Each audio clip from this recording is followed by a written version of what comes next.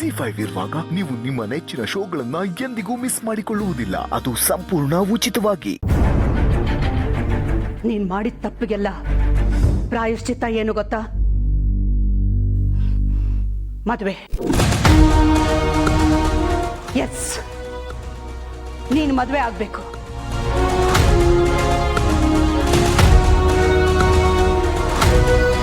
ಮದುವೆ ಮಾಡ್ಕೊಂಡ್ರೇನೆ ನೀನ್ ದಾರಿಗೆ ಬರೋದು. ಆದಿ, ಇದು ನಿನ್ ಜವಾಬ್ದಾರಿ. ಸರಿ.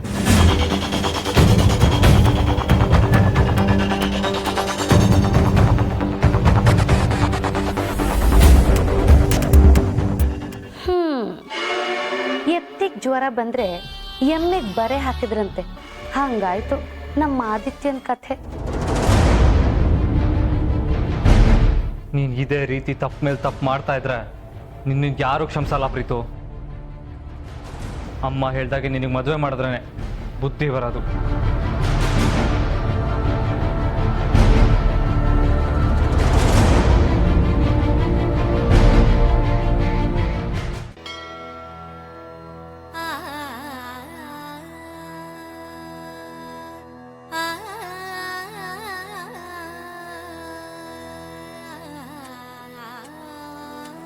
ಗುರುಗಳೇ, ಹಾಂ, ಏನಮ್ಮ?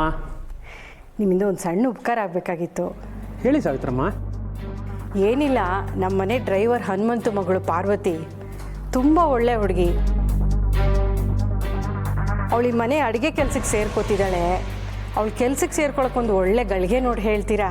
ಓಹೋ, ಆ ಪಾರ್ವತಿಗೆ ಇಷ್ಟೆಲ್ಲ ಸಪೋರ್ಟ್ ಮಾಡ್ತೀಯೋ ನೀನು? ಬಾರೆ, ನಿನಗಿದೆ ಇವತ್ತು. ಹೆಸರೇನಂದ್ರಿ? ಪಾರ್ವತಿ ಅಂತ. ಪಾರ್ವತಿ.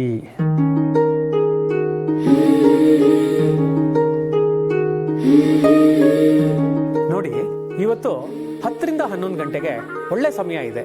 ಆ ಸಮಯದಲ್ಲಿ ಒಲೆ ಹಚ್ಚೋಕೆ ಎಲ್ಲ ಒಳ್ಳೇದಾಗುತ್ತೆ. ಹಾಗೆ ಆಗಲಿ ಗುರುಗಳೇ. ಇದು ಪುಣ್ಯ ತೀರ್ಥ. ಇದು ಮನೆಯೆಲ್ಲ ಪ್ರೋಕ್ಷಣೆ ಮಾಡ್ಕೊಂಬನ್ನಿ. ತಗೊಳ್ಳಿ.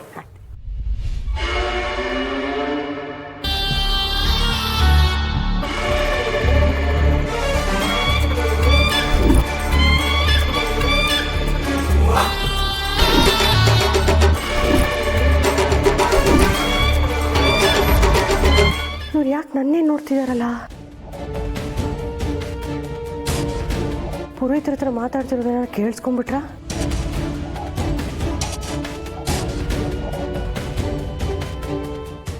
ಏ ಸಾವಿತ್ರಿ, ಏನು ನೋಡಿದ್ರು ನೋಡದೆ ಇರಂಗ್ ಹೋಗ್ತಾ ಇದೀಯಾ? ಅಷ್ಟೊಂದು ಬಿಸಿನಾ? ಹೌದಮ್ಮ, ಅದು ತುಂಬ ಕೆಲಸ ಇದೆಯಲ್ಲ, ಅದಕ್ಕೆ. ಓಹೋ, ತುಂಬಾ ಕೆಲಸ. ನಾವೇನು ಇಲ್ಲಿ ಕೆಲಸ ಇಲ್ಲದೆ ಅಲಿತಾ ಇದ್ದೀವಿ? 2 ನಿಮಿಷ ನನ್ನ ಜೊತೆ ಮಾತಾಡ್ಬಿಟ್ರೆ ಊರ್ಗೂರೇ ಸುಟ್ಟೋಗ್ಬಿಡುತ್ತೇನೋ ಅವಳು ಕೆಲಸ ಮಾಡದೇ ಇದ್ರೆ. ಹಾಗಲ್ಲಮ್ಮ, ಅದು ಪೂಜೆ ಇದೆಯಲ್ಲ, ಅದಕ್ಕೆ.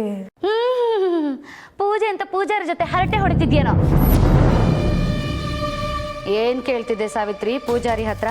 ಅದು ಪೂಜೆ ಎಷ್ಟೊತ್ತಿಗೆ ಅಂತ ಕೇಳ್ತಾ ಇದ್ದೆಮ್ಮ. ಇಷ್ಟು ಕೇಳಕ್ಕೆ ಅಷ್ಟೊತ್ತು ಬೇಕಾ ನಿನ್ಗೆ? ನಿಜ ಬಗಳು, ಏನ್ ಕೇಳ್ತಿದ್ದೆ ಅಂತ. ಇಲ್ಲ ಅಂದ್ರೆ ಹಲ್ಲು ದುಸ್ಬಿಡ್ತೀನಿ. ಬಗಳೇ, ಅದು ಪಾರು ಇವತ್ತು ಕೆಲ್ಸಕ್ಕೆ ಸೇರ್ಕೋತಿದ್ದಾಳಲ್ವಾ, ಅದಕ್ಕೆ ಅವಳ ಮನೆ ಒಳಗಡೆ ಬರೋದಕ್ಕೆ ಒಳ್ಳೆ ಸಮಯ ಯಾವುದು ಅಂತ ಕೇಳ್ತಾ ಇದ್ದೆ. ಓಹೋ, ಬ್ಯಾಂಡು, ಭಜಂತ್ರಿ, ಡೋಲು, ಪಿ ಅದೆಲ್ಲ ತರಿಸ್ಲಿಲ್ವೋ? ಅವಳಿ ಮನೆಗೆ ಬರ್ತಿರೋ ಸೊಸೆ ಮಾಡ್ಕೊಳಕ್ಕೆ ಒಳ್ಳೆ ಟೈಮ್ ಬೇರೆ ಕೇಳಕ್ ಹೋಗಿದ್ಲಂತೆ. ಒಂದ್ ಮಾತ್ ನೆನ್ಪಿಟ್ಕೋ ಸಾವಿತ್ರಿ, ಅವಳೇನಾದ್ರೂ ಈ ಮನೆ ಕಾಲಿಟ್ರೆ ಅವಳ ಕಾಲ ಕೆಡ್ತು ಅಂತಾನೆ ಅರ್ಥ. ಆದಿತ್ಯ ಹೇಳ್ಬಿಟ್ನಂತೆ, ಅಖಿಲಕ್ಕ ಒಪ್ಕೊಂಡ್ಬಿಟ್ರಂತೆ. ಎಲ್ಲ ಸೇರ್ಕೊಂಡೇನ್ ಸಾಧಾರಣ ನಾಟಕ ಮಾಡ್ತಿದ್ರೆ ಇಲ್ಲಿ? ಏ ಸಾವಿತ್ರಿ, ಯಾರು ಒಪ್ಕೊಳ್ಳಿ ಬಿಡ್ಲಿ, ನಾನು ಈ ಮನೇಲಿರೋ ತನಕ ಅವಳು ಈ ಮನೆ ಒಳಗೆ ಕಾಲಿಡೋಕ್ ಬಿಡಲ್ಲ ನಾನು. ನನ್ನ ಊಟಕ್ಕೆ ಉಪ್ಪು ಹಾಕದವಳಿಗೆ ಉಪ್ಪರಿಗೆ ಮೇಲೆ ಕೂರ್ಸೋಕ್ ಬಿಟ್ಬಿಡ್ತೀನಾ? ಅಮ್ಮ, ಪಾಪದ ಹುಡುಗಿನಮ್ಮ ಅವಳು, ದಯವಿಟ್ಟು ಅವಳನ್ನ ಕ್ಷಮಿಸ್ಬಿಡಿಮ್ಮ. ಕ್ಷಮಿಸ್ತೀನಿ. ನಾನು ಊಟಕ್ಕೆ ಉಪ್ಪು ಹಾಕದವಳ ಜೀವನಕ್ಕೆ ಖಾರ ಹೊರದು ಆಮೇಲೆ ಕ್ಷಮಿಸ್ತೀನಿ. ಅಲ್ಲಿವರೆಗೂ ಅವಳ ಟೈಮ್ ಚೆನ್ನಾಗಿರ್ಲಿ ಅಂತ ಆ ದೇವ್ರ ಹತ್ರ ಬೇಡ್ಕೊ ಹೋಗೆ.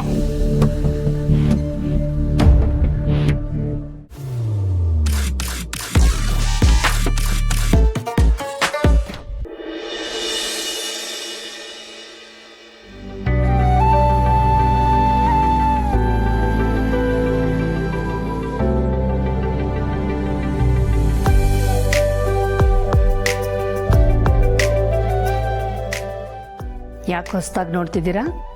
ಮರುಜೀವ ಪಡ್ಕೊಂಡು ಹೊಸದಾಗಿ ಹುಟ್ಟಿದಾಗಿದೆ. ಅದಕ್ಕೆ ಎಲ್ಲವನ್ನೂ ಹೊಸದಾಗಿ ನೋಡ್ತಾ ಇದ್ದೀನಿ.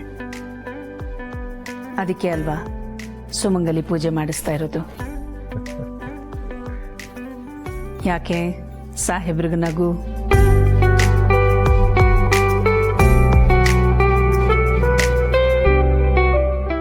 ಇಪ್ಪತ್ತಾರು ವರ್ಷಗಳ ಹಿಂದೆ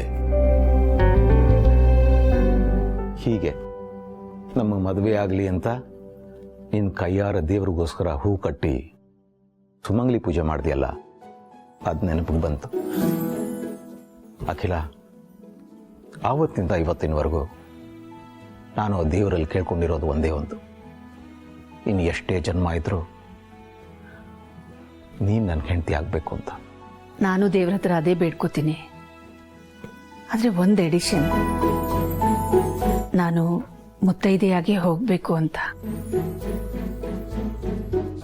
ನೀನು ಯಾವಾಗಲೂ ಒಂದು ಹೆಜ್ಜೆ ಮುಂದೆನೇ ಯೋಚನೆ ಮಾಡ್ತೀಯ.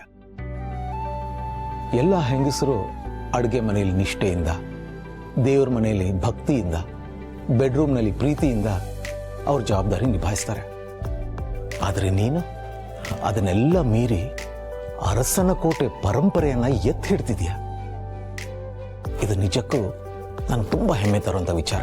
ಇದಕ್ಕೆಲ್ಲ ನಾನೊಬ್ಳೆ ಕಾರಣ ಅಲ್ಲ, ಎಲ್ಲ ನಿಮ್ಮ ನೆರಳಲ್ಲೇ ಮಾಡಿರೋದು.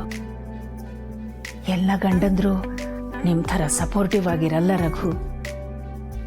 ನಾನು ಹೆಮ್ಮೆಯಿಂದ ಹೇಳ್ತೀನಿ, ಎಲ್ಲ ಗಂಡಸ್ರಿಗೂ ನೀವು ರೋಲ್ ಮಾಡೆಲ್. ನೋ, ನೀನು ನನ್ನ ಜೀವನದಲ್ಲಿ ಬಂದಮೇಲೆ ನಾನು ಅನ್ನೋದು ಇಲ್ಲವೇ ಇಲ್ಲ, ನಾವು ಅನ್ನೋದು ಮಾತ್ರ ಇರೋದು. ಸೊ ಎಲ್ಲ ಕಪಲ್ಸ್ಗೂ ನಾವಿಬ್ರು ರೋಲ್ ಮಾಡೆಲ್ಸ್. ನೀನು ಹೀಗೆ ಪೂಜೆ ಪುನಸ್ಕಾರ ಅಂತ ಮಾಡ್ತಿರ್ತೀಯಲ್ಲ, ಅದ್ರ ಫಲನೋ ಏನೋ ಆ ಭಗವಂತ ನಮಗೆ ಇಂಥ ಒಳ್ಳೆ ಬದುಕು ಕೊಟ್ಟಿದ್ದಾನೆ. ಒಂದು ನಿಮಿಷ.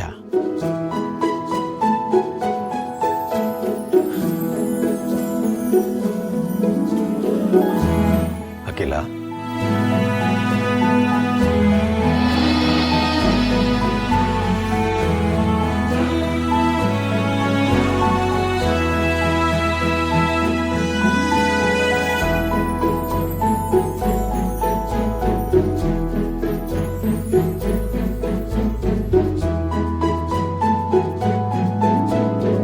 ನೀನು ತಗೊಳ್ಳೋ ಎಲ್ಲ ನಿರ್ಧಾರನೂ ಸರಿಯಾಗೇ ಇರುತ್ತೆ. ಆ ಪಾರು ವಿಚಾರದಲ್ಲೂ ಅಷ್ಟೇ, ನಮ್ಮ ಮನೇಲಿ ಆ ಹುಡುಗಿ ಕೆಲಸ ಕೊಟ್ಟು ಅವಳಿಗೆ ಹೊಸ ಬದುಕು ಕಟ್ಕೊಟ್ಟಿದ್ಯಾ. ನಂಗೆ ತುಂಬ ಖುಷಿ ಆಯ್ತು. ನಾನು ಮಾಡೋ ಎಲ್ಲ ಕೆಲಸನೂ ನಿಮಗೆ ಖುಷಿ ಕೊಡುತ್ತಲ್ಲ, ನನಗದೇ ಖುಷಿ. ZEE5 ಆಪ್ ಡೌನ್ಲೋಡ್ ಮಾಡಿ ಎಲ್ಲಾ ಸಂಚಿಕೆಗಳನ್ನು ಸಂಪೂರ್ಣ ಉಚಿತವಾಗಿ ನೋಡಿ.